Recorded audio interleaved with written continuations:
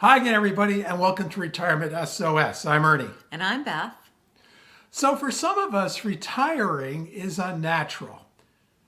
Working is all we know. But there comes a day when your little inner voice inside of you tells you that you eventually have to stop working. So what is the best way to commit to a retirement date with your employer?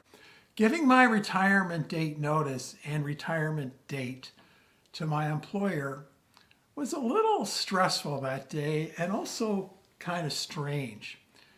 And the reason being is I had to keep telling myself that I was retiring, not quitting from a job that I really, really liked. And as I said, it was a strange feeling on that memorable day when I gave notice, walking into my boss's office and giving my notice. So let's ask the question, how do you give notice at work once you've decided on a retirement date? What's the process? Well, number one is email or text or phone is not the way to go.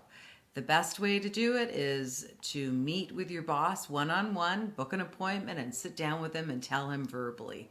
That way, he's the first to know and nobody else. You don't want colleagues or human resources to find out before your boss does. And you're absolutely right, Beth. We live in a little bit of an impersonal world, so giving your notice face-to-face with your boss is definitely the best way of doing it. So the day has finally come, and you're ready to announce your retirement to your boss. Make sure that you have a written copy of your notice and stuff that into an envelope. And your notice should contain a minimum of 4 things. Number 1, the current date. That is the date that you're giving notice, and it should be at the top. Number 2, this is very informative. Obviously, your letter should note the retirement date, and that's the date that you're going to be leaving your employer. And that's the date that you're going to ride off into the sunset. It's going to be fantastic. Number 3, it should also contain a sentence or 2 thanking your boss and your company to the courtesies extended to you. And number 4, at the bottom of the letter, it should contain your signature, which makes it official. And make sure you have an extra copy of that notice and keep it. So now comes the part where you have to decide how much notice you want to give.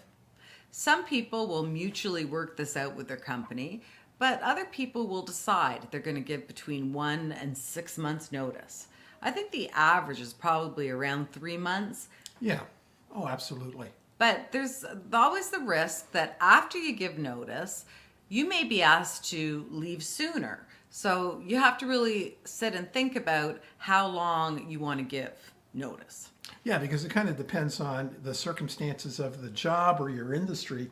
So, as you said, Beth, you really got to think about it if you are working something out with your boss. Exactly. And if you're in a really bad working situation, you may not give much notice at all.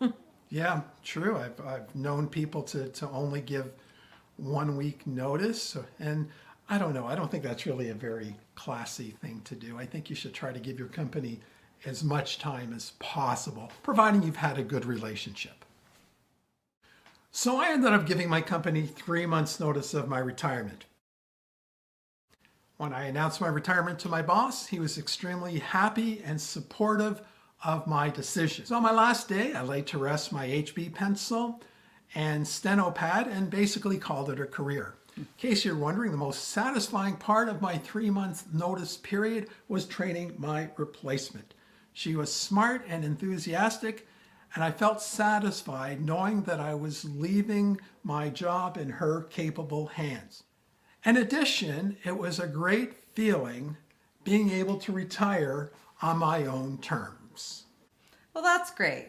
I like happy endings. And speaking of endings, that's the end of this video. But please consider subscribing to our channel and you'll be notified about future videos all about retirement. So until next time, bye for now.